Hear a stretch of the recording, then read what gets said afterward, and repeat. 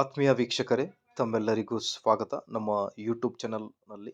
ಇಂದಿನ ಈ ಒಂದು ವಿಡಿಯೋದಲ್ಲಿ ಕರ್ನಾಟಕ ರಾಜ್ಯ ಸರ್ಕಾರಿ ನೌಕರರ ಹಳೆ ಪಿಂಚಣಿ ಯೋಜನೆ ಕುರಿತು ಒಂದು ಲೇಟೆಸ್ಟ್ ಮಾಹಿತಿಯನ್ನು ತಮ್ಮೊಂದಿಗೆ ಶೇರ್ ಮಾಡ್ತಾ ಇದ್ದೀನಿ.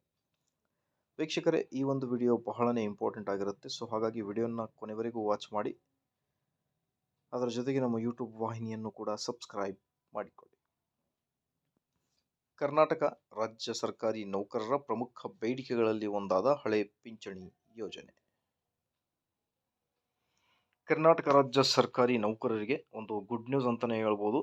OPS ಯೋಜನೆ ಜಾರಿ ಬಗ್ಗೆ ರಾಜ್ಯ ಸರ್ಕಾರದಿಂದ ಒಂದು ಬೈಗ್ ಅಪ್ಡೇಟ್ ಬರ್ತಾ ಇದೆ.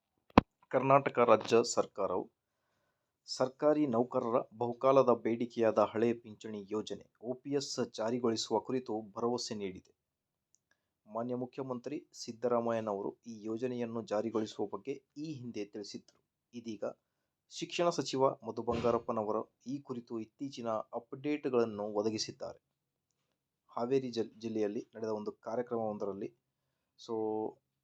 ಚುನಾವಣಾ ಪ್ರಣಾಳಿಕೆಯಲ್ಲಿ OPS ಜಾರಿಗೊಳಿಸುವ ಭರವಸೆಯ ಏನಿದೆ, ಆ ಒಂದು ಭರವಸೆಯನ್ನು ಮುಂದಿನ ದಿನಗಳಲ್ಲಿ ಈ ಯೋಜನೆಯನ್ನು ಜಾರಿಗೆ ಸಂಬಂಧಿಸಿದಂತೆ ಗಣನೀಯ ಕ್ರಮಗಳನ್ನು ಕೈಗೊಳ್ಳಲಾಗುವುದು ಎಂದು ತಿಳಿಸಿದ್ದಾರೆ ಅನ್ನೋದ್ರ ಬಗ್ಗೆ ಒಂದು ಲೇಟೆಸ್ಟ್ ಮಾಹಿತಿ.